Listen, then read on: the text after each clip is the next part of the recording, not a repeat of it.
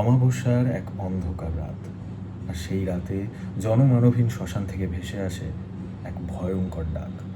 আপনি কি প্রস্তুত সেই আদিম এবং অভিশপ্ত রহস্যের মুখোমুখি হতে, যেখানে মিশে আছে তান্ত্রিকের অমোঘ মন্ত্র এবং কাপালিকদের রক্তহীন করা ইতিহাস? তাই সবাই প্রস্তুত হয়ে নিন। আমাদের আজকের উপস্থাপনা তারানাথ তান্ত্রিকের আরও একটি রোমহর্ষক অভিজ্ঞতার গল্প, বনগাঁর সেই অভিশপ্ত ডাকাতকালী। কিছুদিন আগে পর্যন্ত আবহাওয়াটা অনেকটা শান্ত ছিল, কিন্তু হঠাৎ করেই যেন দম বন্ধ করা গরম কোথা থেকে এসে গেল। মাথার উপরে অমন সূর্যের তেজ, আর চারপাশে এমন ধুধু লু বইছে যে এখনই ইচ্ছে হয় হিমালয়ে চলে যাই। গ্রীষ্মের এই প্রচণ্ড তাপ থেকে যখন অস্থির হয়ে পড়েছি, তখন হঠাৎ এই প্রকৃতির যেন আমাদের সকলের উপর দয়া হলো। এই দুপুর পর্যন্ত কড়া রোদ ছিল, কিন্তু হঠাৎ যতই বিকেল হতে লাগলো, আকাশে ঘন কালো মেঘ করে আসতে লাগলো। অর্থাৎ কালবৈশাখী আসতে চলেছে। এই ঠান্ডা শীতল হাওয়ায় যেন মনটা জড়িয়ে গেল। আকাশের এই ঘন কালো মেঘ দেখে মনে পড়ল অনেকদিন তারানাথের বাড়ি যাওয়া হয়নি। ব্যাস, যেমন ভাবা তেমন কাজ। অফিস থেকে বেরিয়ে নিজের বাড়ি না গিয়ে সোজা ধরলাম তারানাথের বাড়ি যাওয়ার রাস্তাটা।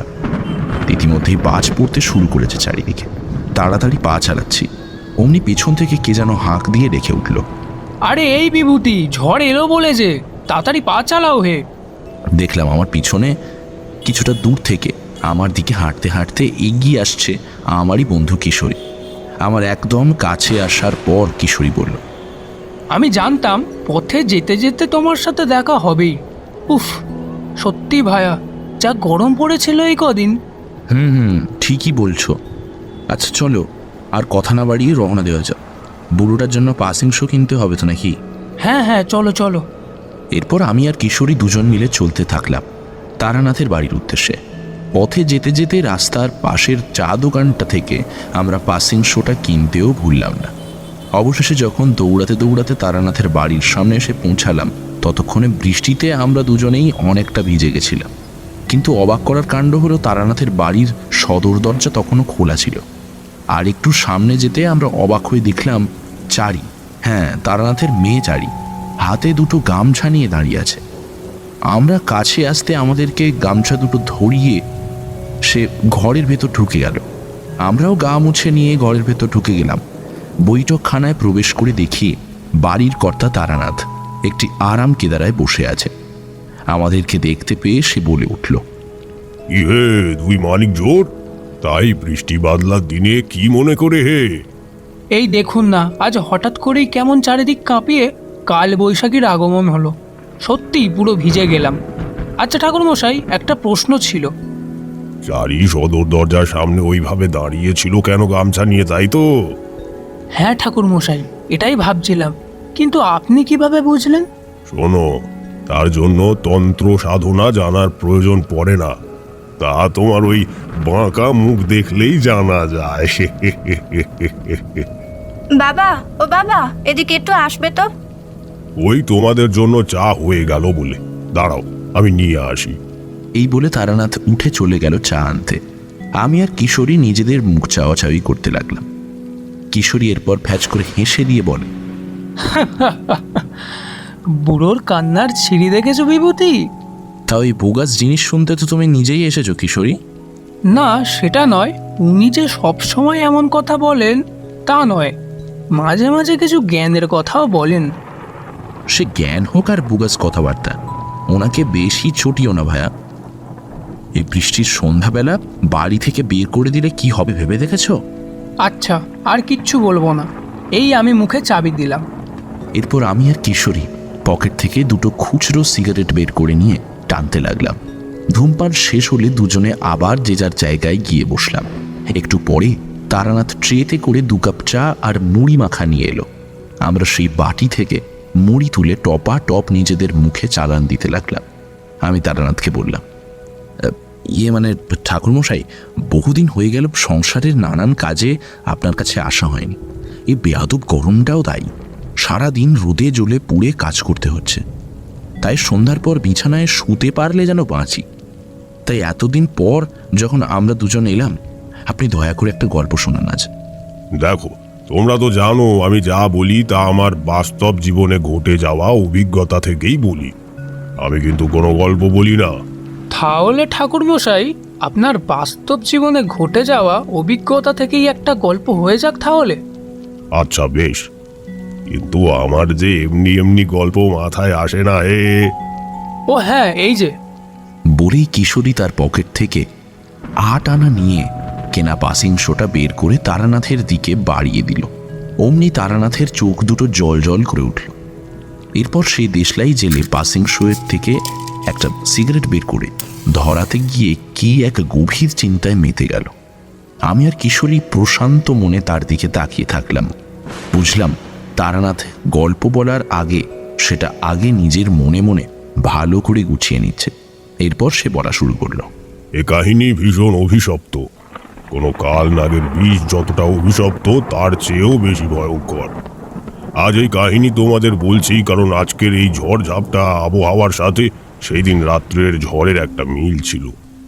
ঘটনাটা শুরু থেকেই বলি তোমাদের। আজ যে ঘটনাটার কথা বলবো তা সময়ের মতোই অনেকটা প্রাচীন। একদিন এক সন্ধ্যাবেলা একটা ফাঁকা শ্মশানের সামনে দাঁড়িয়ে আছি। শ্মশানের মধ্যে দুটি মৃতদেহ দাউ দাউ করে জ্বলছে। এই সবে মাত্র বুঝি পুড়িয়েছিল, কিন্তু একটিও সব বাহককে কাছে পিঠে কোথাও দেখতে পেলাম না। আমি অবাক হয়ে ভাবছি যে সব বাহকগুলো রাতারাতি উবে গেল কোথায়, কারণ চিতা দুটোর পাশে এখনো ওদের জিনিসপত্র ছড়ানো ছেটানো ছিল, আর ওইগুলো দেখে স্পষ্ট বোঝা যাচ্ছিল ওগুলো ওই দুই মানুষেরই জিনিসপত্র। নিয়ম হলো কেউ মারা যাওয়ার পথে জিনিসপত্র সব তার চিতার আগুনে পুড়িয়ে দিতে হয়। কিছু কিছু জিনিস পোড়ানো হয়েছিল, কিন্তু কি এক তারার ফলে সমস্ত সব বাহকেরা পুড়ি মুড়ি করে এই স্থান ত্যাগ করেছে। কোনো কিছু দেখে তারা যেন ভয় পেয়েছে, কিন্তু কি হতে পারে? এমন কি জিনিস যা দেখে এতগুলো জোয়ান ছেলে ভয় পালিয়েছে? শ্মশানের বাইরে দাঁড়িয়ে দাঁড়িয়ে এইরকমই ভাবছি, হঠাৎ এই নির্জন শ্মশানে একজনের ডাক শুনে আমার সমস্ত শরীর শিরশির করে উঠল। ওদেরকে আমি তাড়িয়ে দিয়েছি রে। কে কে কথা বলছেন আমার সাথে? আমি রে তারা, অতি নগণ্য এক মায়ের সাধক। কিন্তু আপনি কোথায়? আমি তো আপনাকে দেখতে পাচ্ছি না। নিচে কি দেখছিস আহম্মক? উপরে দেখ, নিম গাছটার উপরে দেখ। আমি তখনই নিম গাছের উপর দিকে তাকাই, আর অমনি আমার বুকটা ছ্যাঁত করে ওঠে। নিম গাছের উপরের একটা ডালে দু পা দিয়ে নিচের দিকে মাথা করে ঝুলে আছে একটা ছায়া মূর্তি। না না, ঝুলে আছে বললে ভুল হবে, যেন ভেসে আছে। আমাকে উদ্দেশ্য করে সেই ছায়া মূর্তি বলে উঠল, কিরে, ভয় পেলি নাকি আমাকে এরকম ঝুলে থাকা অবস্থায় দেখতে পেয়ে? তুই এই নামে তান্ত্রিক, কাজে কিছু নেই। সত্যি বলতে কি, সেই দিন ওই ছায়ামূর্তিকে অমনভাবে সন্ধ্যাবেলায় ঝুলে থাকতে দেখে আমার সত্যি গোটা গায়ের চুল ফুলে উঠেছিল। তবুও আমি যতটা সম্ভব সাহস সঞ্চয় করে ওই ছায়ামূর্তির উদ্দেশ্যে সেই দিন বলেছিলাম, না, ভয় পেতে যাব কেন? আপনি কে? আর এই সন্ধেবেলায় গাছের মগডালে চড়ে এইরকম ঝুলে আছেন কেন? ঝুলে আছে কি সাথে রে ভাই? তোকে যে আমার একটা কাজ করে দিতে হবে তারানাথ। কাজ? কি কাজ? আমি আপনার আবার কি কাজ করে দিতে পারি? আমি তো আপনাকে চিনিও না। সে তুই আমাকে নাও চিনতে পারিস, কিন্তু আমি তো তোকে চিনি তারা। আর এও জানি তুই তন্ত্র সাধনা করিস। শোন মন দিয়ে, এখান থেকে বহু যোজন দূরে এক গহীন বন আছে। সেই বনের মধ্যে কিছু অসহায় মানুষ মৃত্যুর জন্য অপেক্ষা করে আছে। মৃত্যু তাদের ঘাড়ে নিঃশ্বাস ফেলছে অহরহ। তোকে ওই নিষ্পাপ নিরীহ মানুষগুলোর প্রাণ বাঁচাতে হবে তারা। কিন্তু আমি কেন? আর আমি কিভাবেই বা জানবো সেই স্থান কোথায় আছে? তোকে কিছুই করতে হবে না। যাও, তোকে আজ শক্তি প্রদান করলাম আমি। তুই এক মনে যেই স্থানের ব্যাপারে কল্পনা করতে করতে যেদিকে হাঁটবি, বিধি তোকে সেই স্থানের দিকেই নিয়ে যাবে। এতক্ষণ আমি একটা জিনিস খেয়াল করিনি। আমি যার সাথে এতক্ষণ কথা বলছিলাম তার কোনো ছায়া নেই। পাশের চিতাগুলোর আগুন থেকে যতটুকু আলো আসছিল তাতে সেই ব্যক্তির এতটুকু ছায়া ধরা পড়ছিল না মাটিতে। অর্থাৎ আমি এক প্রেতাত্মার সাথে এতক্ষণ কথা বলছিলাম। আমি ভয় পেয়ে প্রায় পাথরের মতো শক্ত হয়ে গেলাম। এর পর মুহূর্তেই বুঝি প্রেতাত্মাটি আমার মনের অবস্থা বুঝতে পারল। সে তখন জোরে জোরে বিভৎস হাসি হাসতে হাসতে অদৃশ্য হয়ে গেল।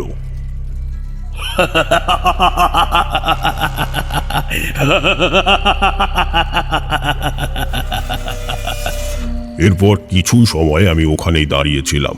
কি এক তন্দ্রা মতো যেন আমার মধ্যে এসে গিয়েছিল। ঘোর কাটলো পাশে শিয়ালের ডাকে। দুটো চিতার মধ্যে একটা চিতা বুঝি নিভে গিয়েছিল অনেক আগেই। সেই চিতার মাংস তখনও কোথাও কোথাও কাঁচা ছিল। চিতার আগুনের তাপও কমে এসেছিল। তাই সেই সুযোগে শ্মশানের কিছু শিয়াল সেই অর্ধ কাঁচা মাংস ছিঁড়ে ছিঁড়ে খাচ্ছিল। আমি আর বেশি না ভেবে শ্মশানের মধ্যে প্রবেশ করলাম।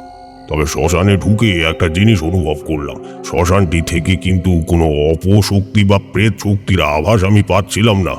উপরন্তু আমার মনে হচ্ছিল যেন এক শুভ কিছু এই শ্মশানটিকে ঘিরে রেখেছে। সেই দিন সেটা বুঝতে পারিনি, কিন্তু এখন বুঝতে পারি। এরপর আমি পাশ থেকে কিছু শুকনো ডালপালা কাঠ নিয়ে আগুন ধরালাম, আর সারাদিন এখান ওখান থেকে ভিক্ষা করা ফলমূল ইত্যাদি খেতে লাগলাম। তোমরা তো জানোই, ওই বয়সে আমি তন্ত্র সাধনার জন্য বেরিয়েছিলাম, আর তন্ত্র সাধনার মূল উপাচার হলো ত্যাগ।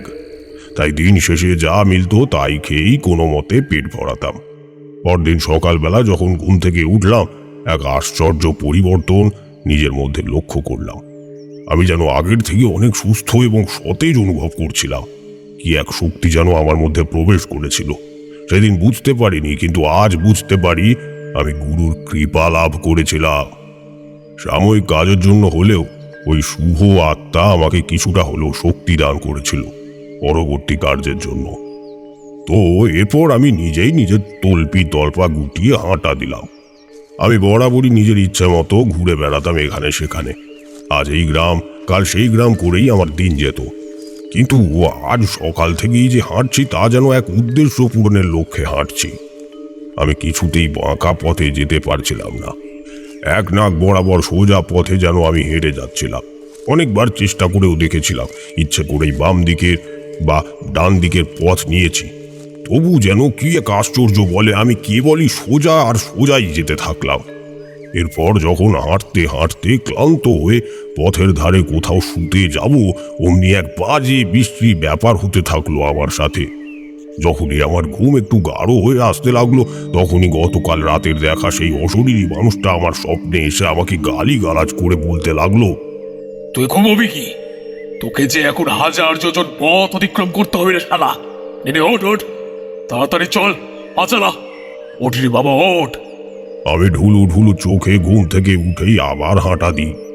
এইভাবে 1 দিন 2 দিন 1 মাস 2 মাস পার হতে থাকে।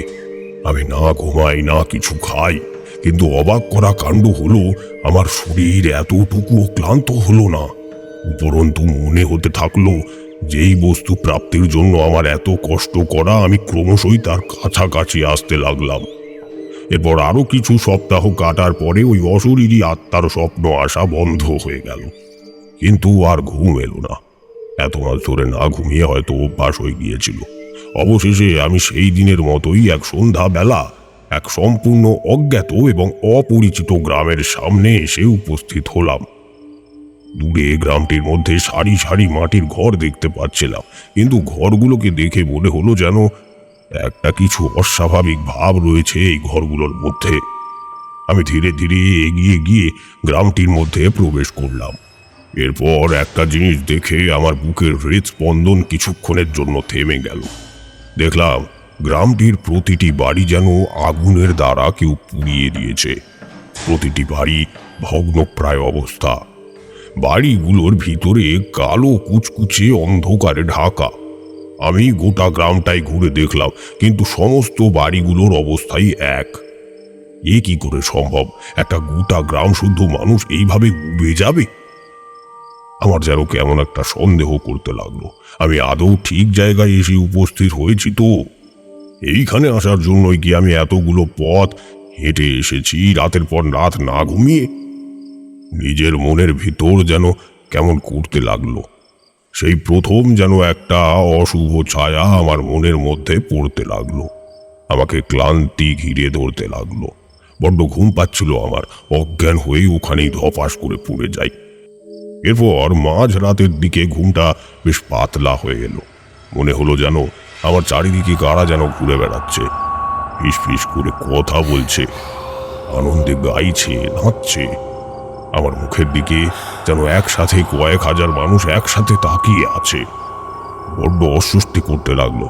নিজের অজান্তেই মধু সুন্দরী দেবীকে স্মরণ করতে লাগলাম। মনে হলো যেন যেই ভিড় তখন থেকে আমার মুখের দিকে তাকিয়েছিল তা যেন পাতলা হতে থাকলো। আমি এরপর নিশ্চিন্ত হয়ে ঘুমের ঘোরে আবার তলিয়ে গেলাম। তারানাথ এতক্ষণ খুব মন দিয়ে গল্প বলছিল। এবার তারানাথ একটু থামল। ততক্ষণে কালবৈশাখীও শুরু হয়ে গেছে। তারানাথের বাড়িতে বসে বসে টের পেলাম প্রচণ্ড ঝড়ে পাশের নারকেলটা ভীষণই দুলছে। এরপর তারানাথ আমাদের চোখের দিকে তাকিয়ে বলল, কিছু মনে করো না, মাঝপথে গল্প থামিয়ে দিলাম। আসলে কিছুদিন হলো তামাক খাওয়ার নেশাটা বড্ড ধরেছে। দাঁড়াও, এক ছিলিম তামাক সেজে আনি। এই বলে তারানাথ উঠে চলে গেল নিজের অন্তর্মহলে তামাক সেজে আনার জন্য। আমি আর কিশোরী তারানাথের বাড়ির জানলার দিকে তাকিয়ে ঝড়ের অনুমান করতে লাগলাম। কিশোরী বলে উঠল, কি বুঝছো ভাইয়া, আজকে বাড়ি যেতে পারবো বলে মনে হচ্ছে।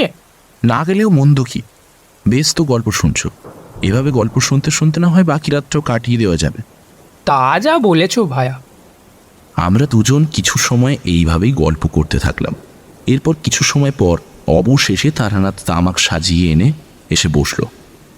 তামাকে এক টান দিয়ে সে আবার বলতে শুরু করলো, এরপর আমার ঘুম ভাঙলো পরের দিন মাঝ বেলার দিকে।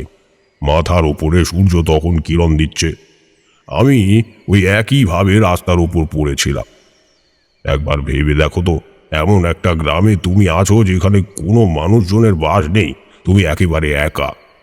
সেই দিন আমার অবস্থা অমনটাই হয়েছিল। ও হ্যাঁ, বলা হয়নি, গ্রাম থেকে কিছুটা দূরেই কিন্তু বন মতো ছিল। ঘুম থেকে ওঠার পর আমার বড্ড খিদে পেয়ে গিয়েছিল। খিদে পাওয়াটাই স্বাভাবিক ছিল, অতগুলো দিন না খেয়েছিলাম। অগত্যা ওই বনের মধ্যে প্রবেশ করলাম। কিন্তু একটা জিনিস দেখে আশ্চর্য হলাম, যেটাকে একটু আগে আমি ঝোপঝাড়ে ভরা ছোটোখাটো বন ভেবে ভুল করেছিলাম, সেটা আসলে একটা প্রচণ্ড গভীর জঙ্গল। এবং সেই জঙ্গলের যত গভীরে আমি প্রবেশ করছিলাম, জঙ্গল ততই ঘন হয়ে যাচ্ছিল। আমি এপাশ ওপাশ তাকাচ্ছিলাম যদি কোনো ফল গাছ পাই, ফল পেড়ে খাবো বলে। এবং দৈব যোগে আমি একটা গাছ দেখতে পেলাম। আমি তাড়াতাড়ি সেই দিকে এগিয়ে গেলাম। পাশে পড়ে থাকা পাথর জোগাড় করে 2-3 বার চেষ্টা করতে একটা ফল গাছ থেকে পড়ে গেল। আমি দৌড়ে গিয়ে সেই ফলটা হাতে তুলে নিয়ে যেই না কামড় বসাতে যাব, অমনি আমার পেছন থেকে কে যেন গুরু গম্ভীর গলায় বলে উঠল, খবরদার, ওই ফলে এক কামড় বসিয়েছ, মরেছ। ওই ফল বিষ ফল, দেখতে পাচ্ছ না ওর আশেপাশে কোনো পাখি বা পশু নেই? আমি অবাক হয়ে পিছন ঘুরে তাকিয়ে দেখলাম একজন মাঝবয়সী হৃষ্টপুষ্ট ভদ্রলোক আমার দিকে সন্দেহের চোখে তাকিয়ে আছে। এই এত গহীন বনে এই রকম একজন মানুষকে দেখে আমি প্রথমত থতমত খেয়ে গিয়েছিলাম। আমি অবাক হয়ে তাকে প্রশ্ন করলাম, কে আপনি? এই গভীর জঙ্গলে একা কি করছেন? এই ভদ্রলোক আমার দিকে একই রকম সন্দেহের চোখে তাকিয়ে বললেন, এই একই প্রশ্ন তো আমিও আপনাকে করতে পারি। আপনি কে? আমাদের এই জঙ্গলের ভেতরে আপনি কি করছেন? আপনাদের জঙ্গল মানে? আপনি বাদেও কি এখানে আরও কেউ আছে নাকি? যেটা বলছি সেটার উত্তর দেন। আপনি এই স্থানে কি করে এলেন সেটা বলুন। আচ্ছা বেশ, তবে আমার কথা আপনি বিশ্বাস করবেন কিনা জানি না। আমি আসলে একজন তন্ত্র সাধক। আজ থেকে বহু মাস আগে একটা ঘটনা আমার সাথে ঘটে।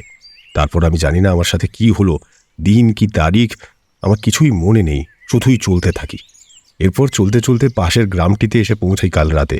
আর তারপর আজ সকালে ঘুম থেকে উঠে বড্ড খিদে পাওয়ায় এই জঙ্গলে এসেছিলাম, কিছু খাওয়ার জুটে যাবে এই আশায়। আর তখনই ভাগ্যিস আপনি বললেন বলেই আমি আজ প্রাণে বেঁচে গেলাম, না হলে ওই ফল খেয়ে হয়তো এই গভীর জঙ্গলেই আমি মারা যেতাম। আর আমার লাশটাও তখন আর কেউ খুঁজে পেত না। এই জঙ্গলে সমাধি হয়ে থেকে যেতাম চিরতরে। কোনো প্রশ্ন করবেন না, চুপচাপ আমার পেছনে চলুন। আর ঠিক যে জায়গাগুলো আমি পা ফেলবো, আপনি সেই জায়গাগুলোতেই পা ফেলবেন। জঙ্গলে ভয়ানক জোঁক আছে, ওরা পথে চলতে থাকা তৃতীয় ব্যক্তির উপর আক্রমণ করে, কখনো কখনো দ্বিতীয় ব্যক্তির উপরে, তাই সাবধান। এরপর আমি বেশি কথা না বাড়িয়ে ওই ব্যক্তির পিছন পিছন চলতে লাগলাম। জঙ্গলের নানান সরু পথ ঘাট পেরিয়ে ওই ব্যক্তি আমাকে ক্রমশ নদীর দিকে নিয়ে যেতে লাগলো। আমি ক্রমশ নদীর প্রবাহমান শব্দ শুনতে পাচ্ছিলাম। অবশেষে যখন জঙ্গল পেরিয়ে নদীর কাছাকাছি এসে পৌঁছলাম, এক অবাক করা দৃশ্য আমার চোখে পড়ল। আমাদের পাড়া গ্রামে যেমন খালের ধারে ছোট ছোট ঝুপড়ি বস্তি করে অনেক মানুষ থাকে, তেমনি নদীর ধারে লতা পাতা গুল্ম দিয়ে বানানো ছোট ছোট ঘর দেখতে পেলাম। কত মানুষকে সেখানে দেখতে পেলাম, পুরো একটা গোটা গ্রাম। আমি অবাক হয়ে চারিদিকে তাকাতে থাকলাম। এরপর সেই ব্যক্তি এগিয়ে গ্রামের সমস্ত লোককে ডেকে আমার ব্যাপারে সমস্ত তথ্য ওদেরকে দিতে লাগলো। গ্রামের লোক যখন আমার ব্যাপারে সমস্ত কথা শুনল, তাদের চোখ যেন জলজল করে উঠল। তাদের মৃতপ্রায় জীবনে যেন এক প্রাণীর সঞ্চার হলো আমার আগমনে। সবার চোখে মুখে এক উল্লাস দেখতে পারছিলাম। এরপর ওদের মধ্যে থেকে এক মাতব্বর গোছের লোকের বাড়িতে আমার ঠাঁই হলো। তিনি মনে হয় এদের মোড়ল। আচ্ছা ঠাকুর মশাই, আপনি কি কোনো আদিবাসীদের গ্রামে পৌঁছেছিলেন নাকি? না হে, আদিবাসী বলা এদেরকে ভুল হবে। এরা সভ্য মানুষ ছিল, তোমার আমার মতো শুদ্ধ বাংলাতেই কথা বলতো। কিন্তু কি এক ভয় যেন এদের সবার চোখে মুখে ফুটে আছে, যেন এরা কারোর কাছ থেকে পালিয়ে বেড়াচ্ছে। ঠিক যেমন কোনো শহরের অপরাধী কোনো অপরাধ করার পর প্রত্যন্ত গ্রামে এসে গোপনীয় আস্তানা গড়ে থাকে, তেমনই। এরপর বেশ কিছু মানুষ আমার সাথে যেচে আলাপ করতে এলো। আমিও তাদের সাথে কথা বলতে লাগলাম। কিছুক্ষণ পর এদের সর্দার আমাকে ডেকে পাঠালো। আমিও গিয়ে তাকে নমস্কার করলাম। তিনিও প্রতি নমস্কার করে আমাকে বললেন, সজলের মুখে সবই শুনলাম। স্বয়ং পরম করুণাময় ঈশ্বর আপনাকে আমাদের এখানে পাঠিয়েছেন, আমাদেরকে বিপদ থেকে রক্ষা করার জন্য। বিপদ? কি ধরনের বিপদ বলুন তো? বলছি সব বলছি। আপনাকে স্বয়ং রমনাথ এখানে পাঠিয়েছেন। রমানাথটা কে বলুন তো? রমনাথ কে তা এখন বুঝতে পারলেন না? রমনাথ এক পবিত্র আত্মা, সেই তো আপনাকে এখানে পাঠিয়েছেন আমাদেরকে বিপদ মুক্ত করার জন্য। আমি শুরু থেকে বলছি, শুনুন। যে গ্রামটি পেরিয়ে আপনি জঙ্গলের মধ্যে প্রবেশ করলেন, সেই গ্রামটি আশপাশের সমস্ত গায়ের মধ্যে সবচেয়ে প্রাচীন এবং ধনী গ্রাম ছিল। এই গ্রামের গোয়ালে 7-8টার কমে গরু থাকতো না। সারা মাঠ জুড়ে সোনালি ধান ফলতো। বিকেল বেলা বাচ্চারা মাঠের মধ্যে খেলা করে বেড়াতো। ভীষণই সুখে শান্তিতে দিন কাটছিল সকল মানুষের। আমাদের এই গ্রাম আগে আদিবাসীদের গ্রাম ছিল, কিন্তু পরে পরে আধুনিক মানুষের আগমনে আমরা গায়ের লোকেরা সবাই আধুনিক হয়ে উঠি। তবে আমাদের গ্রামের মোড়ল কিন্তু আদিবাসী বংশভূত ছিলেন।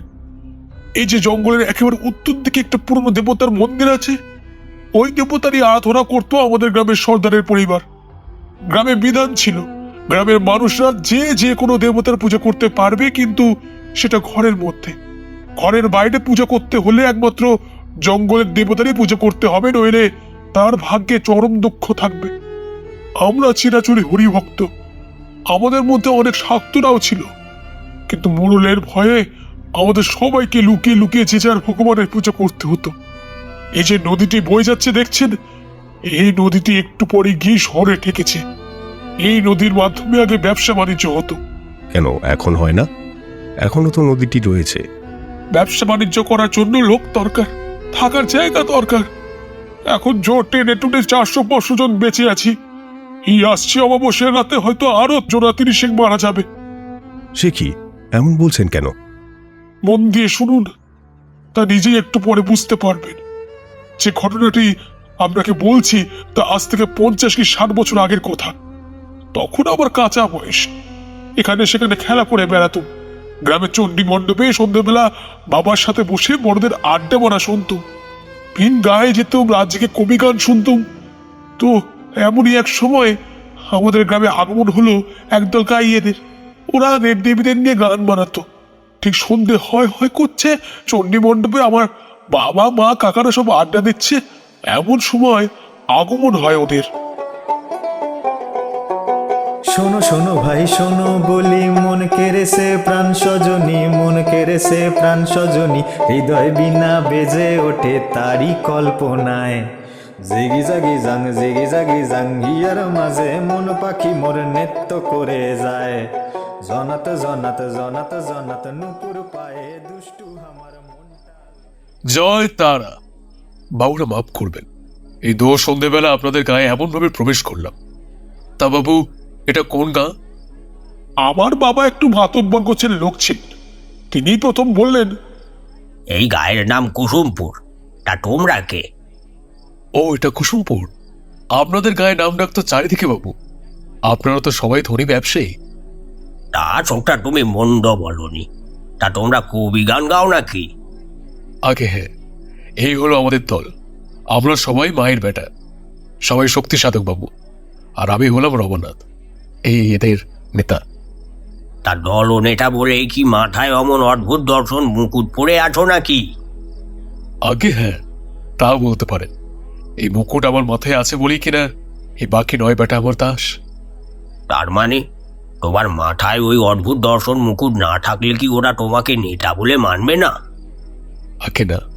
সেদিন রমানাথের এমন অদ্ভুত কথা শুনে চণ্ডী মণ্ডপে সবাই কেমন যেন একটা জাঁকিয়ে বসলো।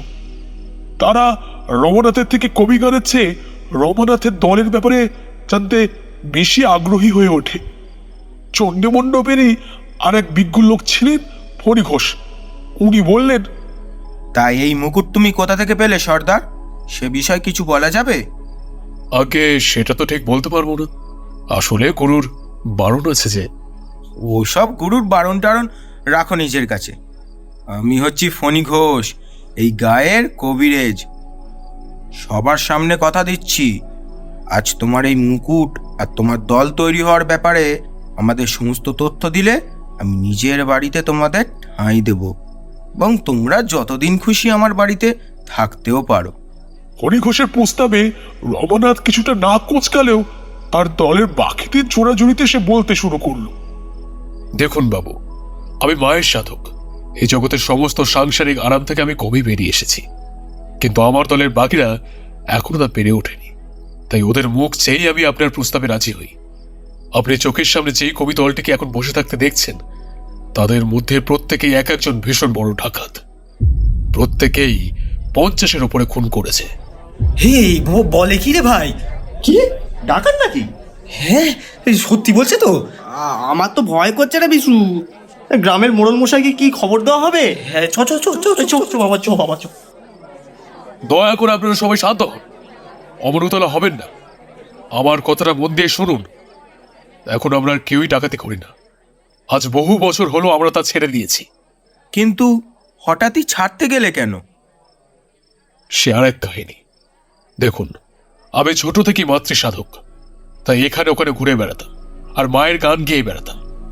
আমি বেশিরভাগ সময় রাতে ভ্রমণ করতাম। এটা আমার একটা চরিত্রের বৈশিষ্ট্য বলতে পারেন।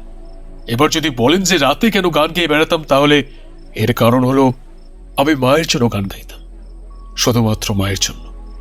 অন্য কেউ গান শোনার আবদার করলে আমার একদম ভালো লাগতো না। তাই তো এমন করে রাত্রে আমি ঘুরে বেড়াতাম। তো হঠাৎই একদিন আমি এক ডাকাত দলের সম্মুখীন হই।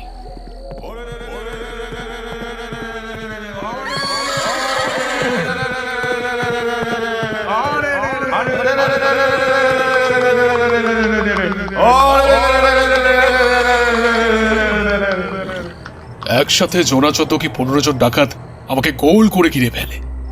তাদের মধ্যকার সর্দার গোছের লোক আমাকে প্রশ্ন করে, কে তুই? এই পথ কেন মারালি? জানিস না এটা রঘু ডাকাতের এলাকা? জেনে শুনে মৃত্যুর সম্মুখীন হওয়ার সাহস কি করে এলো তোর?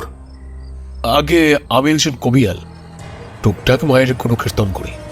তাই নাকি? আমরাও তো মায়েরও ভক্ত। বেশ, এখন গান শোনা দেখি। তারপর ডাকাত দলকে তো নিশ্চয়ই মুখের ওপর না বলতে পারুনি, নিশ্চয়ই শুনিয়েছিলে গান। হ্যাঁ, তা তো অবশ্যই। রক্ত জবা দিয়ে তোমায় ভক্তি ভরে ডাকি মা, আলতারাঙা তোমার ওই পা এমনে করেছে কেমন মায়া মা তারা বলে ডাকে তোমার বাছা।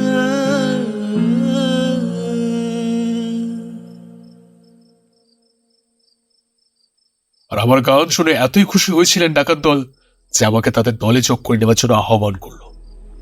না, ডাকাতি করার জন্য নয়, বরং মায়ের গান শোনাবার জন্য। আর এদিকে আমিও ব্রহ্মচর্য মানুষ, যেখানে ঠাঁই পাই সেখানেই থেকে যাই। তাই সেদিন ভালো মন্দ বাজ বিচার না করে আমি ওই ডাকাত দলের সাথে যুক্ত হই। এখন বুঝতে পারি ওই ডাকাত দলে যুক্ত হওয়া মায়ের আদেশে ছিল। মায়ের ইচ্ছা না থাকলে ওদের দেখা আমি পেতাম না সেদিন। ধীরে ধীরে ওরা আমাকে নিজেদের আপনজন বলেই মনে করতে থাকলো। ওরা ডাকাতি করে যা আনতো তার মধ্যে আমার জন্য একটা অংশ তোলা থাকতো। এবার আপনাদের এই ডাকাত দলের ব্যাপারে কিছু বৈশিষ্ট্য বলি যা আপনাদের কথা প্রসঙ্গে জানা দরকার। এই ডাকাত দলের সর্দারের মাথায় সবসময় একটা মুকুট থাকতো। সেটাই নাকি সর্দার হওয়ার চিহ্ন। যার মাথায় মুকুট থাকে সেই সর্দার। তবে সেই অধিকার তাকে অর্জন করতে হয়, এবং একমাত্র গুরুই পারে নতুন কোনো শিষ্যের মাথায় সেই মুকুট পরিয়ে দিতে। অন্য কেউ তা পারে না। তবে এই কথা সত্য যে বাকি সমস্ত ডাকাত যারা সর্দারের অনুগত থাকতো তারা কেবলই মুকুটের শক্তির জন্যই থাকতো। একবার মাথা থেকে মুকুট যদি সরে যায় তাহলে কোনো ডাকাত সেই সর্দারের সাথে সায় দিত না। এবং আরো একটি এতে বিশেষত্ব ছিল, এরা প্রতিশ্রুতিবদ্ধ হয়। যদি কাউকে কোনো কথা দিয়ে ফেলে তাহলে প্রাণ দিয়েও সেই কথার মান রাখে এরা। আচ্ছা, তো এবার মূল কাহিনীতে আসি। আমি ওখানে সবাইকে গান শোনালেও ডাকাতদের সাথে থাকার কিছু সুবিধাও পেলাম। ডাকাত সর্দার রঘুনাথ নিজেই আমাকে অস্ত্র চালনা, লাঠি খেলা, কুস্তি এসব বিষয়ে প্রশিক্ষণ দিতে থাকেন। আমিও খুব একাগ্র মনে সেসব শিখতে থাকি। এরপর আসে সেই মহেন্দ্রক্ষণ। ও হ্যাঁ, আপনাদেরকে তো বলাই হয়নি একটা কথা। ডাকাত সর্দারের কাছ থেকে যারা নতুন প্রশিক্ষণ নেয় তাদেরকে শেষ ধাপে একটা পরীক্ষার মাধ্যমে উত্তীর্ণ হতে হয়। একদম শেষে স্বয়ং ডাকাত সর্দারের সাথে তাকে তরোয়ালবাজি করতে হয়, এবং এই তরোয়ালবাজিতে যদি ডাকাত সর্দার পরাজিত হয় তখন যে তাকে পরাজিত করে সেই নতুন সর্দার হিসেবে বিবেচিত হয়। তবে আরো একটি মজার ব্যাপার হলো, যদি নতুন সদস্য পরাজিত হয় তবে ডাকাত সর্দার তাকে মাফ করে দেয়। কিন্তু ডাকাত সর্দার নিজে পরাজিত হলে নতুন সদস্যের কাছে অধিকার থাকে ডাকাত সর্দারকে তক্ষুনি হত্যা করার। আমাদের ডাকাত সর্দার আজ পর্যন্ত অপরাজিত ছিলেন। এবার আমার আর সর্দারের মধ্যে তরোয়ালবাজি হয়।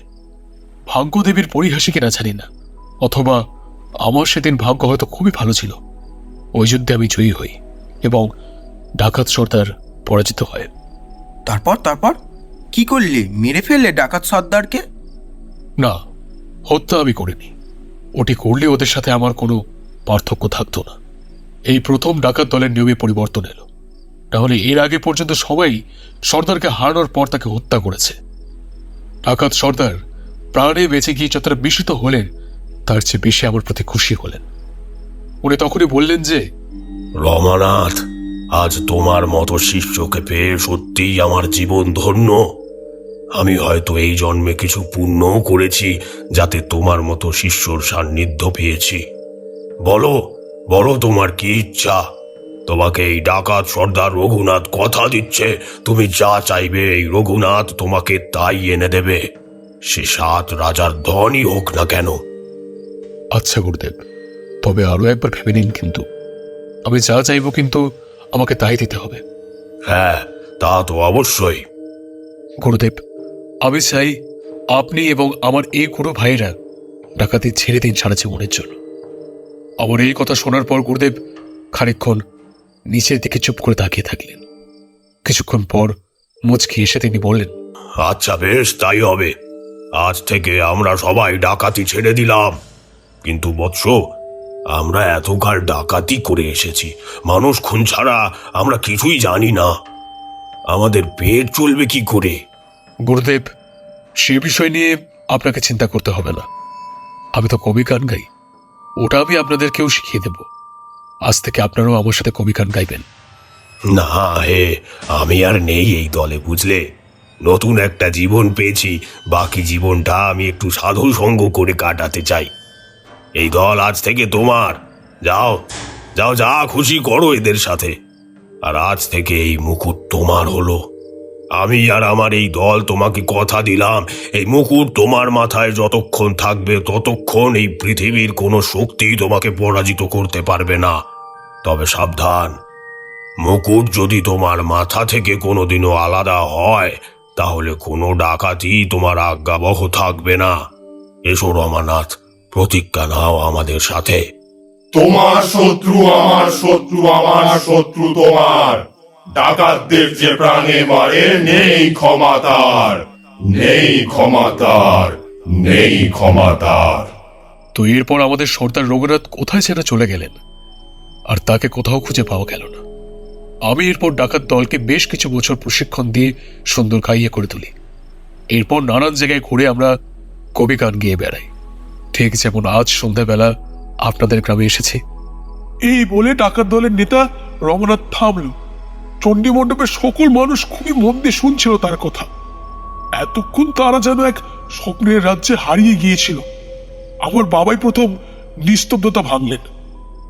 মানে রমানাথ বাবু, সবে বুঝলাম, কিন্তু আপনাকে অবগত করার জন্য বলে রাখি, এই গায়ে কিন্তু যে কোনো ধর্মেরই পুজো করা কিংবা প্রচার করা সম্পূর্ণভাবে নিষেধ। তাই আপনি আর আমরা চাইলে আপনি কিন্তু এই গায়ে কবি গান করতে পারবেন না। কেন? কিসের জন্য? কে বলেছে আমি করতে পারবো না? কার এত সাহস আমাকে আটকাবে? আগে আপনি উতলা হবেন না। আমাদের গ্রামের মোড়ল মশাই এই জঙ্গলের দেবতার পুজো করেন। এই গায়ের উত্তরে যে মন্দির আছে সেখানে মোড়ল মশাই এমন নিয়ম করেছেন যে এই গায়ে বাড়ির বাইরে কেউ যদি পুজো অর্চনা করে এবং নাম কীর্তন করে তবে কেবল ওই প্রাচীন দেবতার পুজোই করতে পারবে। অন্য কোনো দেবতার পুজো, নাম কীর্তন বাড়ির ভেতরে থেকেই করতে পারবে, বাইরে করা যাবে না। এই নিয়ম আপনাদের জন্য, এই গ্রামের বাসিন্দাদের জন্য। আমরা দুদিনে যাযাবর, আমাদের উপর কোনো স্থানকালীন নিয়ম খাটে না। ওটা আপনার মোড়ল মশাইকেই বলে দেবেন। দেখুন রঘুনাথ বাবু, আমাদের মোড়ল মশাই কিন্তু অনেক শক্তিশালী মানুষ, তার নিজস্ব লেঠেল বাহিনী আছে। এই গায়ের মানুষ তাকে এড়িয়ে চলতেই ভালোবাসে। তাই আপনাদেরকে বলছি, আপনারা পারলে কালই এই গাঁ থেকে চলে যান। অসম্ভব। যে স্থানে মায়ের নাম কীর্তন করা যাবে না সেই স্থানকে তো পাল্টাতেই হবে। আমি এই স্থানে মায়ের নাম কীর্তন করেই যাব, না হলে আমার লাশ যাবে এখান থেকে, এই প্রতিজ্ঞা করলাম। ও হ্যাঁ, আপনাকে ফণী ঘোষের ব্যাপারে আসল কথাটা বলা হয়নি। ফণী ঘোষ মানুষটা অত্যন্ত অসৎ ও কুচরিত্রের মানুষ ছিলেন এবং তিনি মনে মনে মোড়ল হতে চাইতেন সব সময়। তাই প্রথম এমন ভয়ানক ডাকাত দলকে নিজের সঙ্গে পেয়ে তিনি আগুনে ঘি ঢেলে বললেন, হ্যাঁ ঠিকই তো। আর ও তো একেবারে ঠিক কথাই বলেছে। এভাবে সব সময় চলতে দেওয়া যায় নাকি? আমার তো ও আদিবাসীটাকে একদম সহ্য হয় না। একটা কত বড় অন্যায় বছরের পর বছর ধরে মেনে আসছে এই গ্রামের লোক, তা সব সময় তো আর সহ্য করা যায় না। আজ আমাদের কাছে সুযোগ এসেছে। রমানাথই আজ আমাদের কাছে ভগবানের দূত হয়ে বাঁচাতে এসেছে। আমি বলছি, তোমরা সবাই রমানাথকে সমর্থন করো। ওই পারবে ওই অত্যাচারী মোড়লকে উচ্ছেদ করতে। আর বাবা রমানাথ, আর এই চণ্ডীতলায় বসে থেকে তোমার লাভ নেই। তোমরা অনেকটা পথ অতিক্রম করে এসেছো। চলো তাড়াতাড়ি আমার বাড়ি গিয়ে এখনই ভোগ অনাদি গ্রহণ করবে। তুমি এবং তোমার দলবলের সবার খাওয়া দাওয়া এবং পড়ার দায়িত্ব আমার। এই বলে ফণী ঘোষ রমনাথ সহ তার দলের সবাইকে নিয়ে নিজের বাড়িতে চলে গেল। গ্রামে কবিগান গাইয়ে ডাকাত দলের আগমন কিন্তু কারোর অজানা রইল না। গ্রামের মোড়ল হলধর রাওয়ের কাছেও সেই খবর গিয়ে পৌঁছে গেল। তবে রমনাথ ও তার দলবল যে ডাকাত তা জানার পর মোড়ল খানিকটা হলেও ভয় পেয়েছিল। তাই মোড়ল তখনও কিছু বলতে এলো না। ওদিকে ফণী ঘোষ চুপ করে বসে থাকার পাত্র নয়। সে গোটা গ্রামে জুড়ে প্রচার করতে থাকে কবিগানের আসরের। শুনুন শুনুন শুনুন, সকল লোকেরা শুনুন। এই প্রথম আমাদের গায়ে কবি গানের আসর বসতে চলেছে, তাও আবার স্বয়ং মায়ের ভক্ত রমানাথের গলায়। মা দুর্গা এবং মা তারার গুণগান হবে। পরশু সন্ধে 6টার সময় সবাই গায়ের চণ্ডী মণ্ডপে চলে আসবে। অবশেষে সেই মহেন্দ্রক্ষর এসে উপস্থিত হয়। কবিগান শুরু হওয়ার আগে ফণী ঘোষ লম্বা একটা ভাষণ দিলেন। দেখুন, সমস্ত দাদা দিদিদেরকে বলি, বছরের পর বছর এই গ্রামের মোড়ল আমাদেরকে শোষণ করে গেছে, আমাদের নিজেদের ধর্মীয় স্বাধীনতার উপর হস্তক্ষেপ করেছে। মোড়ল মশাই নিজে আদিবাসী সম্প্রদায়ের হতেই পারেন, কিন্তু তা বলে আমাদের ওপর জোর করে নিজের ধর্ম চাপিয়ে দিতে পারেন না। আপনাদের সবার সাথে আলাপ করিয়ে দিই আজকের কবিগানের মূল আকর্ষণ। ইনি হলেন রমানাথ কবিয়াল, ভীষণই সুন্দর শ্যামাসঙ্গীত গান। রমানাথ এবং এনার দলবল আপনাদেরকে দেবী সঙ্গীত গেয়ে শোনাবেন। গ্রামের মধ্য থেকে 2-4 লোক বলে উঠল, কিন্তু ফণী বাবু, মোড়ল মশাই জানতে পারলে যে ভীষণ রেগে যাবে। হ্যাঁ ভাই, ঠিকই বলেছ, কাজ নেই কবি গান শুনে। যদি প্রাণে বাঁচতে চাও তো তাড়াতাড়ি এখান থেকে উঠে পড়ো। আরে আর কতদিন ধরে তোমরা ওই রকম মেরুদণ্ডহীন হয়ে থাকবে? আজ এত বছর পর সুযোগ এসেছে ফণী মশাইয়ের হাত ধরে। আমরা কেউ কোথাও যাচ্ছি না, তোমরা যেতে চাইলে যাও। এই বলে দর্শকরা 2 ভাগে ভাগ হয়ে গেল। খুব কমজনই তখন উঠে চলে গেল। কিন্তু এবার একটা অদ্ভুত ব্যাপার হল। গ্রামের সমস্ত মানুষের তখনও বিস্মিত হওয়া বাকি ছিল। রঘুনাথ বুঝি জাদু টাদু জানতো, কারণ কবিগান শুরু হওয়ার আগে সে নিজের ছোট একটা ঝোলা থেকে প্রথমে কত রং বেরঙের ফুল, তারপর বেসময়ের ফল, এসব বের করে বাচ্চাদের দিতে লাগলো। এবং যখন সে গান ধরলো, তার থেকেও বেশি তখন আশ্চর্যের ঘটনাটা ঘটলো।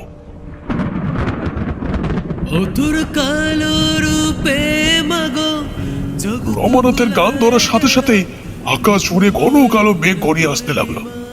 এরপর ঝমঝম করে বৃষ্টি আরম্ভ হলো। কিন্তু আপনাকে কি বলবো ভাইয়া, ওই বৃষ্টির মধ্যেও ছোট থেকে বড় সবাই বসে থাকলো, কেউ এতটুকু নড়ল না। সবাই যেন ওই মুহূর্তে বোবা হয়ে গেছিল। কেবল রমানাথ এবং তার শিষ্যরা অশরীরী প্রেতাত্মাদের মতন গেয়ে চলেছিল।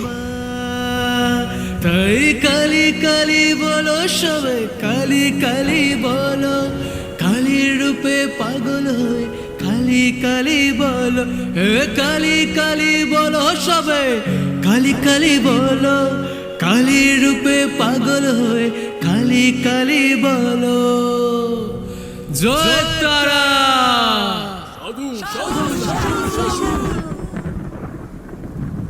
ওদের গান কখন শেষ হয় কারোরই খেয়াল নেই। এমনই জাদু মেশানো ছিল ওই গানের সুরে। সবাই রমানাথকে সাধু সাধু করতে লাগলো। মানুষগুলো পরম আনন্দে যে যার বাড়ি ফিরে গেল। আসল কাহিনী এবার শুরু হলো। রমানাথের এমন প্রতিপত্তি দেখে মোড়ল আর চুপ করে বসে থাকলো না। রমানাথের মধ্যে এক অলৌকিক শক্তি আছে জানার পর তো মোড়ল আরো ক্ষেপে উঠল। সে ফণী ঘোষকে নিজের বাড়িতে ডেকে পাঠালো। এরপর 2 ধূর্ত শিয়ালের বাক্যালাপ শুরু হলো। কি শুনছি এ ফণী, আমার বিরুদ্ধে তুমি নাকি লোক ভাঙাচ্ছ, এটা কি সত্যি? না না কর্তা বাবু, তা কি কখনো হয়? আমি আপনার দাস, আমি আপনার নুন খেয়েছি, অমন দুঃসাধ্য আমার কেন? এ তল্লাটে কারণ নেই। চুপ হারামজাদা, নেহাতেই গায়ে কবিরেজ কম আছে, তা না হলে কবেই যে তোর গলার টুটি টিপে মেরে ফেলতাম রে আহাম্মক, শালা বেঈমান কোথাকার। হলধর রাওয়ের এক হুঙ্কার শুনেই ফণীর এতদিনের লম্প ঝম্প সব ঠান্ডা হয়ে গেল। সে পড়ি কি মনে করে ছুটে গিয়ে হলধর রাওয়ের পায়ে গিয়ে পড়ল। কর্তা বাবু, আমার ভুল হয়ে গেছে, আমাকে ক্ষমা করে দিন, আমাকে ক্ষমা করে দিন। আসলে আমার কোনো দোষ নেই, এই পাড়ার লোকরাই আমাকে ভুল পথে চালনা করেছিল। আমি এখন নিজের ভুল বুঝতে পেরেছি, আমাকে ক্ষমা করে দিন কর্তা বাবু, আমাকে ক্ষমা করে দিন, আমি আপনার 2টি পায়ে পড়ি। এই ওঠ ওঠ হারামজাদা, ন্যাকামি দেখানো হচ্ছে। এবার বলতো ওই মালটা কে? ওই যে কি বেশ নাম, রামচরণ না রণনাথ কি জানো একটা? আগে কর্তা রমানাথ। হ্যাঁ, সে যেই হোক। শুনছি ওর নাকি কি সব শক্তি টক্তি আছে, কি ব্যাপারে? আজ্ঞে কর্তা, ওর নয়, ওর মাথায় যে মুকুটটি আছে আর গলায় যে তাবিজ আছে তারই শক্তি। তার মাথায় যে মুকুটটা আছে না, সেটা নাকি কামাখ্যার এক জাগ্রত তান্ত্রিকের মরার খুলি দিয়ে তৈরি। আর ওর গলায় যে তাবিজ আছে, ওর ভেতরে গুরুমন্ত্র আছে, যা ওর গুরু ওকে দীক্ষা দেওয়ার সময় দিয়েছিল। ওই তাবিজের ব্যবহারে কোনো ব্যক্তি যদি কোনো স্থানের ব্যাপারে ভাবে, তা সে যে পথেই যাক না কেন, ঘুরে ফিরে সেই ওই স্থানেই এসে পৌঁছাবে। আরও অদ্ভুত সব জাদুর সরঞ্জাম আছে ওর কাছে। ওর নিজের কোনো ক্ষমতা নেই, ওর ওই বাইরের আবরণই ওর শক্তি। তুই এত সব জানলে কি করে রে? আগে কাল সন্ধেবেলায় আমি আরও বসেছিলাম। ও নেশা ভাঙ কিছু করে না, কিন্তু আমার জোড়াজুড়িতে কালো একটু গুঞ্জিকা সেবন করেছিল, আর তখনই মুখ ফসকে সমস্তটা বলে ফেলে। ও এই নিয়েও দুঃখ প্রকাশ করে যে ওর যত চেলাচামুন্ডা সবাই ওর মুকুটের কারণে ওর সাথে আছে। ডাকাতদের দিয়ে এই যে কবিগান করিয়ে বেড়াচ্ছে, তা ওর সঙ্গী সাথীদের একদম পছন্দ না। তারা ডাকাত, ডাকাতি তাদের কাজ, তাই ওরা ওর ওপর ভীষণ খাপ্পা হয়ে আছে। ও ভাবে যদি ওর এই মুকুট উদাও হয়ে যায়, তাহলে ওর সব সঙ্গী সাথীরা ওকে ছেড়ে চলে যাবে। এতক্ষণ পর তুই কাজের কথা বলেছিস। তুই ভীষণই প্রতিভাবান মানুষ, তোকে আমি মারব না, কিন্তু শত্রুর আবার শেষ রাখতে নেই। আচ্ছা, এক কাজ করা যেতে পারে। আমার যে বিধবা বোনটি আছে রশ্মি, তোর তো শালা বরাবরই ওর প্রতি কুদৃষ্টি আছে, কি তাই তো? এ মা, ছি ছি ছি ছি ছি ছি, আগে কি যে বলেন! ওনার বোন মানে সে আমারও বোন। চুপ হারামজাদা, ফের যদি মিথ্যা বলিস এক্ষুনি তোকে মেরে ফেলবো। যেটা বলছি শোন মন দিয়ে। আজ রাতে যখন ওই রমানাথ তোর বাড়িতে ঘুমোবে, তখন লুকিয়ে লুকিয়ে ওর মুকুট, ওর গলার মাদুলি, আরও যা যা ওর কাছে আছে সব হাতিয়ে নিয়ে আমার কাছে দিয়ে যাবি। এর বদলে আমার বিধবা বোন রশ্মি সারা জীবনের মতো তোর। কিন্তু বাবু, আমি যে বিবাহিত, আমার যে ছেলে মেয়ে রয়েছে। আরে বোকা, তোকে বিয়ে করতে কে বলেছে আমার বোনকে? আমার ঘরেই পড়ে আছে, আমার বাড়ির অন্ন ধ্বংস করছে। ওর বাল্যবিবাহ হয়েছিল, তাই অল্প বয়সে নিজের বুড়ো স্বামীকে হারিয়েছে। নেহাত নিজের রক্তের সম্পর্ক বলে ওকে বেশ্যাপাড়ায় পাঠাতে পারিনি, তা না হলে এতদিনে। থাক, ওসব বাদ দে। তুই ওকে নিয়ে গিয়ে নিজের বাগান বাড়িতে রেখে দিবি, মাঝে মাঝে মজা করবি, এতে আমার ঘাট থেকেও একটা আপদ কমবে, আর তোরও এতদিনের বাসনা পূর্ণ হবে। বেশ কর্তা, আমি রাজি। আমি আজ রাতেই সব ব্যবস্থা করে দেব। তবে আপনার মনে থাকে যেন, কাজ হয়ে গেলে যেন রশ্মিকে দিতে ভুলবেন না। আমি চললাম। ফণি ঘোষ বিশ্বাসঘাতকতা করলই শেষে। ঘুমিয়ে থাকা অবস্থায় রমানাথের মাথার মুকুট, গলার তাবিজ আরো সমস্ত সরঞ্জাম চুরি করে সেই রাতে সে হলধরের বাড়ি গিয়ে পৌঁছে দিয়ে এলো। আহা, এইবার তোমার ঠোঁটের ডগায় তোর নরম ঠোঁটের রস রাখা পড়ে রশ্মি। যে মেয়ে মানুষটা বর মরে যেতে কি কষ্ট নাই পেয়েছে। হায় হায়, তোর পায়ের মাঝে আগুন জেলে যৌবন রসখানি একটু চেখে দেখি। আয় আয় রশ্মি, আয়। ছাড়, ছাড় বলছি, ছাড়। জানোয়ার, আমার বাপের বয়সী হয়ে তুই আমার দিকে হাত বাড়াচ্ছিস। দাদা, দাদা, তুমি কি কিচ্ছু দেখতে পাচ্ছ না? তোমার সামনে এই লম্পটটা আমার সাথে কেমন দুর্ব্যবহার করছে। চুপ মাগি, তোর দাদার কথাতেই তো আমি তোর এমন ডাগর শরীরে ওই উপচে পড়া যৌবনের স্রোতে নৌকা ভাসাতে এসেছি। চুপচাপ আমার সাথে চলে আয়, নয়তো আমি টানতে টানতে তোকে নির্বস্ত্র করে এখান থেকে নিয়ে যাব। দাদা, দাদা, তুমিও শেষমেশ এই পাপ কাজের সঙ্গে যুক্ত। ছি, তোমাকে তো এখন আমার নিজের দাদা বলে পরিচয় দিতেও ঘেন্না করছে। নিজের বোনের ইজ্জত তুমি জানোয়ারটার হাতে তুলে দিলে। এখন এখন সবটা বুঝতে পারছি, তুমি কেন এমন মূর্তির মতো দাঁড়িয়ে আছো। ছি ছি দাদা, লোভ, তোমার তোমার বড় লোভ, তাই না? শালা তবে রে মগি, চল শালি, তোর চুলের মুঠিটা আজ টেনে ছিঁড়েই ফেলবো, আর সাথে তোর এই শাড়িটা।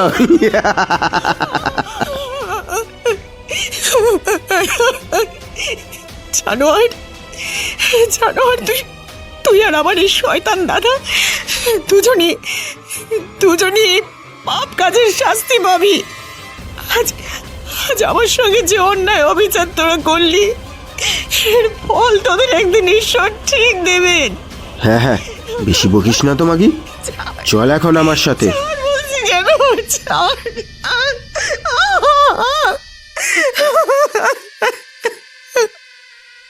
আর ওই মাঝ রাতেই হলধরের বিধবা বোন রশিকে নিজের ডেরায় তুলে নিয়ে গিয়ে তার সর্বনাশ করলো। ফণি ঘোষ যখন হলধরের সামনে থেকে তার বোনকে তুলে নিয়ে যাচ্ছিল, তখনও হলধর সেই নারকীয় দৃশ্য দেখে মনে মনে খুশি হচ্ছিল। পরের দিন সকালে হলধরের লেঠেরা এসে ঘুমিয়ে থাকা রঘুনাথের কোমরে দড়ি পড়তে পড়তে টেনে নিয়ে গ্রামের বাজারের মাঝে তাকে দাঁড় করিয়ে দিল। রঘুনাথ তাকে বারবার ছেড়ে দেওয়ার জন্য চিৎকার করতে লাগলো। এই ছাড় আমাকে, ছেড়ে দে, ফল ভালো হবে না কিন্তু।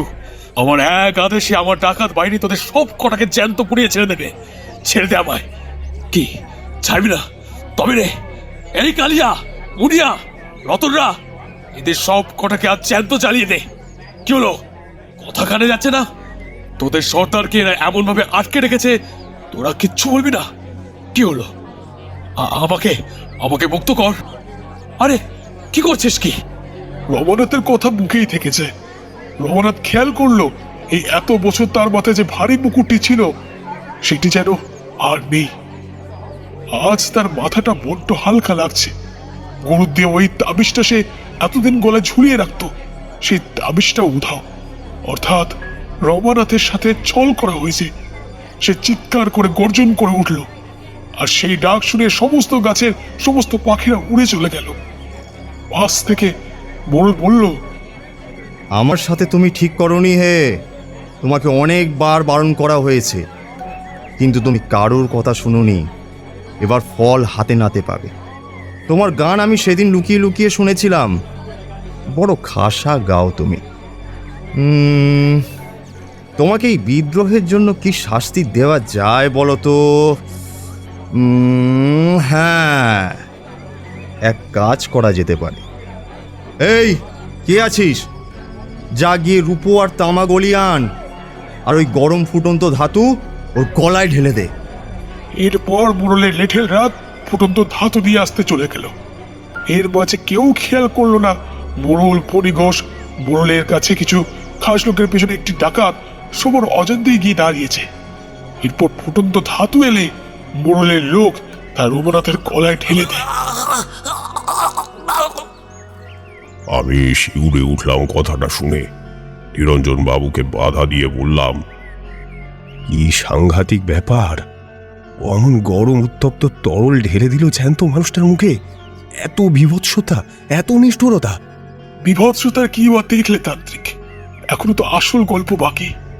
এই ফুটন্ত তরল গলায় ঢালার সাথে সাথে রঘুনাথের মৃত্যু হলো। তার সঙ্গেই চারিদিকে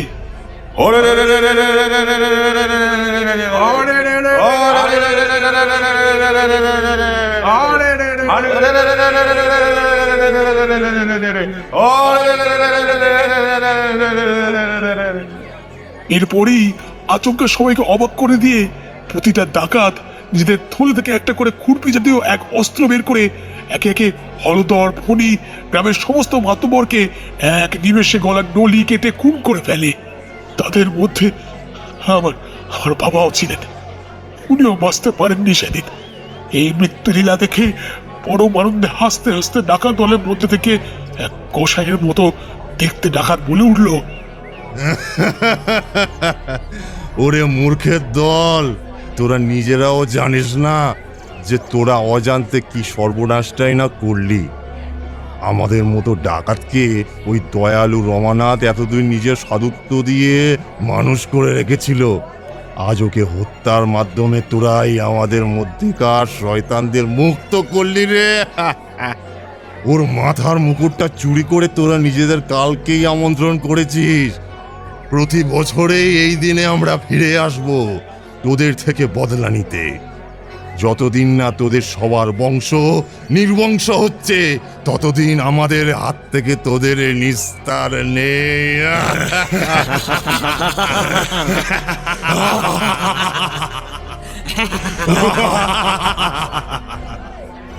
তোমার শত্রু আমার শত্রু, আমার শত্রু তোমার।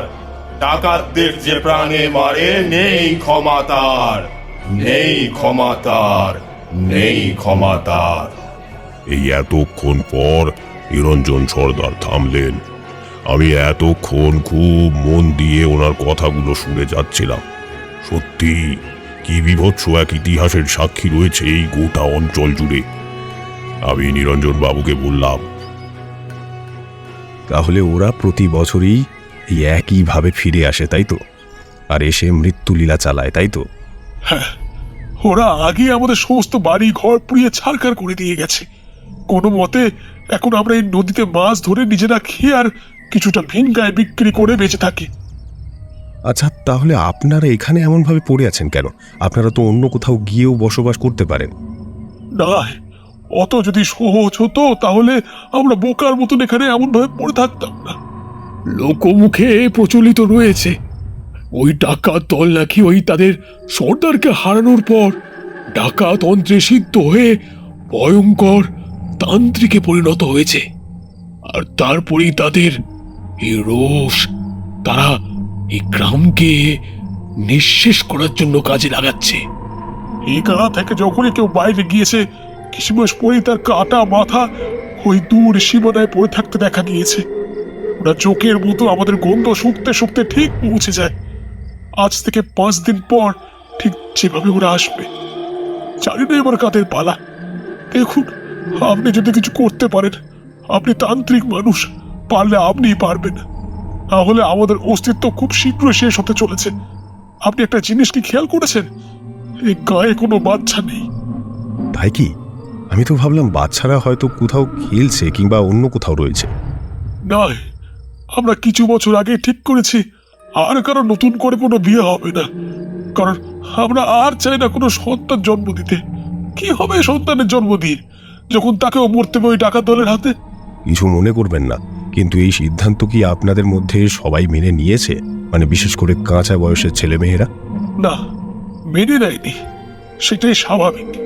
তাই তো যখনই কোনো মেয়ে কিংবা মহিলা গর্ভবতী হয় আমরা জঙ্গলের জড়িবুটি প্রয়োগ করে গর্ভাবস্থায় ওই ভ্রূণকে নষ্ট করে দিই। তারপরে মৃত ভ্রূণকে নারীর জড়ি থেকে বার করে শিয়ালকে খেতে দিয়ে দিই। ইস, কি করেছেন মশাই আপনারা! আচ্ছা ঠিক আছে, আর চিন্তার কিছু নেই। আমি যখন এসে পড়েছি নিশ্চয়ই আপনাদেরকে কোনো না কোনো সমাধান দিয়েই যাব, চিন্তা করবেন না। আচ্ছা, আমাকে একবার বলুন তো, সেই রমানাথের মুকুট আর তাবিজ এখন কোথায়? কেন বলুন তো মশাই, ওগুলো দিয়ে কি হবে? আহা, বলুন না, কাজে লাগবে। দেখুন, আমি বলতে পারবো না, তবে আমাদের দলে আমাদের থেকে প্রবীণ একজন আছেন, আসো খুড়ো, চলুন, উনি যদি কিছু সাহায্য করতে পারেন আপনাকে। আচ্ছা বেশ, চলুন। এই বলে নিরঞ্জন সর্দার আমাকে তাদের দলের সবচেয়ে প্রবীণ বৃদ্ধর কাছে নিয়ে গেল। সেই বৃদ্ধকে দেখে আমার নিজেরই কষ্ট হচ্ছিল। বয়স আন্দাজ 95 ছুঁই ছুঁই, কঙ্কাল সার দেহ। নিরঞ্জন সর্দার গিয়ে ওই বুড়োকে প্রশ্নটা করতে ওই বুড়ো চোখ বড় বড় করে বলতে থাকলেন, আমি যতদূর জানি তখনকার জমিদার মশাই সেই কালী ভক্ত রমানাথের মুকুট আর গলার তাবিজটি নিয়ে ওই নদীর ওপারে যেই জঙ্গলটা আছে সেইখানে লুকিয়ে রেখেছিল। যদিও আমাদের সবার নদীর ওপারে যাওয়া বারণ, কিন্তু মোড়ল মশাই শুনেছিলাম কি এক প্রাচীন দেবতার পুজো করতেন, তাই তিনি অক্ষত অবস্থাতেই ওই স্থানে ওই সব জিনিস লুকিয়ে আবার ফিরে সুস্থভাবে এসেছিলেন। কেন বারণ? কেন আপনাদের নদীর ওপারে যেতে? না বাপু, তা আমি বলতে পারবো না। তবে যেটা জানি, নদীর ওপারের সমস্ত জায়গা সেই আদিম দেবতার। তার ভক্ত ছাড়া ওপারে যাওয়ার নিয়ম কারোর নেই। সেই দেবতাই বছরের পর বছর ধরে রক্ষা করে চলেছে রমানাথের সেই মুকুট এবং গলার তাবিজ। আচ্ছা বেশ, আপনাকে আর বিরক্ত করব না। আমাদের যা জানার ছিল জানা হয়ে গেছে। আসছি, আপনি বিশ্রাম করুন। এরপর দেখতে দেখতে আরো 2-3 দিন কেটে যায়। আমিও চিন্তা করতে থাকি কিভাবে ওই তান্ত্রিকদের আক্রমণ ঠেকাতে পারবো। অবশেষে 5ম দিন এসে উপস্থিত হলো। সেই দিনটা যেন সবার থেকে আলাদা ছিল। চারিদিকে পরিবেশ যেন থমথমে হয়েছিল। জঙ্গলের মধ্যে কোনো পশু পাখির চিৎকার নেই। মনে হচ্ছিল যেন গোটা জঙ্গল নিশ্চুপ হয়ে কারোর আসার অপেক্ষায় রয়েছে। প্রকৃতির এমন পরিবর্তন দেখে আমি অবাক হয়ে যাই।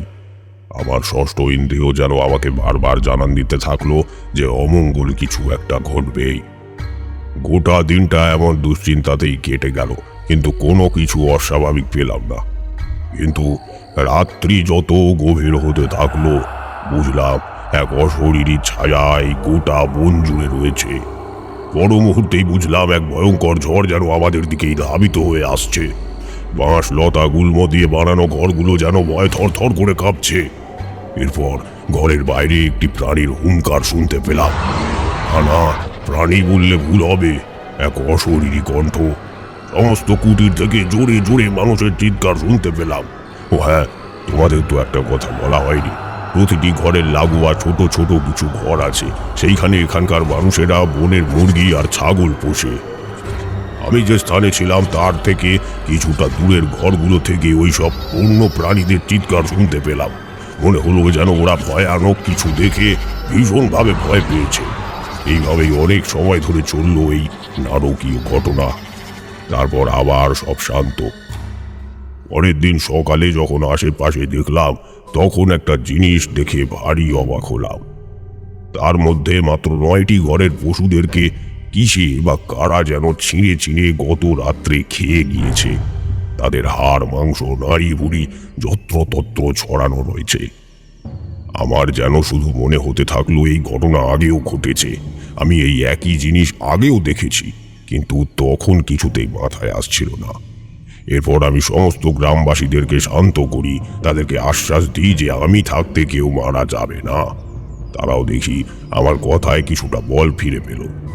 এরপর আমি আসল কাজ শুরু করলাম। গোপনে দেখতে গেলাম ওই তান্ত্রিকদের আস্থানা। গিয়ে দেখি ওরা গ্রামের সেই সব ভগ্ন প্রায় কুটিরে আশ্রয় গ্রহণ করেছে। আমি যতটা সম্ভব লুকিয়ে যে দৃশ্য দেখলাম, তাতে আমার শরীর ঠান্ডা হয়ে এলো। দেখলাম 9টি ধুনি জ্বালিয়ে 9 জন জটাধারী প্রবল ক্ষমতাবান তান্ত্রিক ডাকাত বসে রয়েছে। তাদের প্রত্যেকেরই চোখ লাল, গায়ের চামড়া কুচকুচে কালো, দাঁতগুলো হলুদ এবং তারা প্রত্যেকেই উলঙ্গ, যা সম্পূর্ণভাবে তাদের উচ্চ মার্গের তন্ত্র শক্তিকে প্রমাণ দিচ্ছিল। আমি তখনই বুঝেছিলাম যে শক্তিতে এবং তন্ত্র সাধনার দিক থেকে আমি ওই সাধুদের তুলনায় অতি নগণ্য। এই সমস্ত সাধুরা বাতাসের ঘ্রাণ নিয়েও বুঝতে পেরে যায় যে আশেপাশে শত্রু আছে কিনা। তাই আমি আর বেশি সময় ওই স্থানে দাঁড়ালাম না। তবে আমি হাল ছেড়ে দিলাম না। কথায় বলে, যেখানে শক্তি কাজ করে না সেখানে বুদ্ধিকে কাজে লাগাতে হয়। কোনোভাবে আমি যদি রমানাথের সেই হারিয়ে যাওয়া মুকুট আর গলার হার খুঁজে পাই, তখন হয়তো একটা সুযোগ থাকবে এই তান্ত্রিকদের বশ করার। আমি তাই দেরি না করে জঙ্গলেরই একটি ফাঁকা স্থানে মধুসুন্দরী দেবীর ধ্যানে বসলাম। একটু পরেই চারিদিকে ফুলের গন্ধে ভরে উঠল। বুঝলাম তিনি আসার সময় হয়েছে। এরপর আমি দেবীকে সবটা খুলে বললাম। সব শুনে তিনি বললেন, শোন তারানাথ, সাঁতরে নদী পার হয়ে ওই মুকুট ও গলার মাদুলির কথা ভাবতে ভাবতে নাক বরাবর এগোবি। কিছুটা পথ হাঁটার পরেই তুই দেখতে পাবি সামনে একটা নিম গাছ আছে।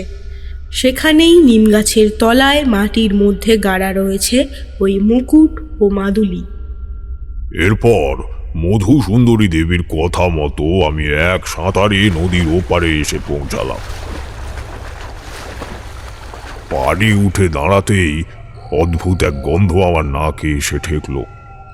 সেই পরিচিত ভ্যাপসা পচা বমি ওঠার মতো দুর্গন্ধ। আমি বেশ বুঝতে পারলাম আমি ছাড়াও এই স্থানে উপস্থিত রয়েছে কোনো এক নিম্নমানের অপশক্তি, আর এটাও বুঝতে পারলাম যে সে নানান উপায়ে আমাকে আমার গন্তব্যে পৌঁছতে বাধা সৃষ্টি করবে। মধুসুন্দরী দেবীর নির্দেশ অনুসারে আমি এগিয়ে চললাম। কিছু দূর এগোতেই পরিবেশটা কেমন যেন বদলাতে শুরু করলো। তার সাথে সেই দুর্গন্ধটাও কেমন যেন প্রবল হয়ে উঠেছে। হঠাৎ করেই দূর থেকে শেয়াল কুকুরের কান্নার স্বর ভেসে আসলো, আর তার সাথেই শুরু হলো কান ফাটানো বজ্রপাত, আর তার সাথে পাল্লা দিয়ে আকাশ ফাটা বৃষ্টি যেন চারিদিক ভাসিয়ে তুলতে শুরু করলো। আমার চলার পথে বড় বড় গাছ ভেঙে পড়তে শুরু করলো, কেউ যেন আমাকে বাধা দিতে চাইছে। আমি সেসব তোয়াক্কা না করে এগিয়ে যেতে লাগলাম। আমি মনে মনে মধুসুন্দরী দেবীর বীজ মন্ত্র উচ্চারণ করতে করতে এগিয়ে চললাম। অবশেষে সেই নিম গাছের তলায় এসে উপস্থিত হলাম, আর সেইখানে পৌঁছানোর সাথে সাথেই পুরো বন কাঁপিয়ে ভীষণ ঝড়ের সাথে এক ধূসর অবয়ব যেন আমার চারিপাশে গোল করে ঘুরতে শুরু করলো। বুঝতে পারলাম যে বিপদের আমি আশঙ্কা করেছিলাম সেই বিপদ এখন আমার সম্মুখে এসে উপস্থিত হয়েছে। আমি এক মনে তখনও মধুসুন্দরী দেবীর বীজ মন্ত্র পাঠ করে চলেছি। সেই অবয়ব এক বিশ্রী ভয়ঙ্কর শব্দ করে আমার চারপাশে ঘুরে বেড়াচ্ছে। আমি আর কাল বিলম্ব না করে তাড়াতাড়ি মাটি খুঁড়তে শুরু করলাম। মাটি খুঁড়তে খুঁড়তে এক সময় যখন আমি মন্ত্রপাঠ কিছু সময়ের জন্য বন্ধ করে ফেললাম, ঠিক সেই সময় আমি খেয়াল করলাম আমার নিঃশ্বাস নিতে ভারী কষ্ট হচ্ছে।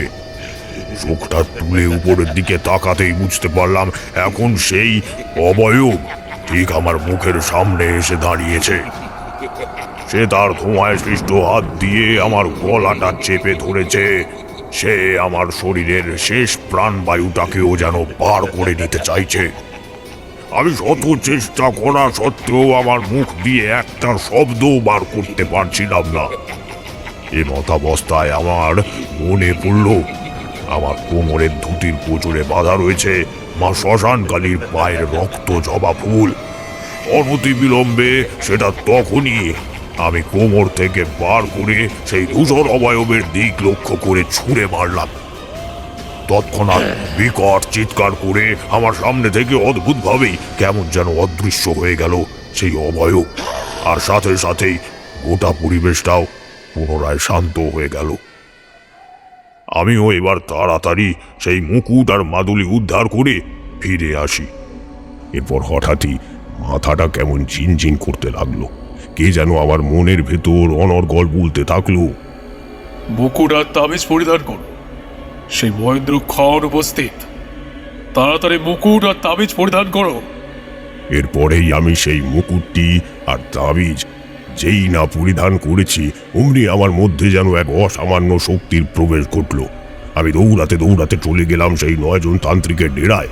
সেইখানে গিয়ে হুঙ্কার দিয়ে বলে উঠি, বন্ধ কর তোরা এই যজ্ঞ। আমি রমানাথ, দেখ আজ আমার মাথায় মুকুটও আছে আর গলায় মাদুলিও আছে। এই যজ্ঞ বন্ধ কর তোরা। মানুষগুলোকে মাঠে যে বেতালদের তোরা পাঠিয়েছিস, ফিরিয়ে নে ওদের, ফিরিয়ে নে। কিন্তু সর্দার, এতে যে আমাদের প্রাণ যাবে। ওদের কার্য সম্পন্ন না করে ওরা ফিরে এলে ওরা এই যজ্ঞের সূত্রধার অর্থাৎ আমাদেরই হত্যা করবে। যে করুক, এই পৃথিবীতে তোদের পাপের ঘোড়া পূর্ণ হয়েছে। যা, তোরা নরকে গিয়ে পচে মর। যথা আজ্ঞা সর্দার। বেশ, আমরা বেতালদের ফিরিয়ে নিলাম। তোমার শত্রু আমার শত্রু, আমার শত্রু তোমার। ডাকাতদের যে প্রাণে মারে নেই ক্ষমা তার। নেই ক্ষমা তার, নেই ক্ষমা তার। তারপর ওই মুকুট আর মাদুলির কি হলো ঠাকুরমশাই? ওগুলো তো খাটের নিচে বাক্সের মধ্যে পড়ে আছে, দেখবে নাকি?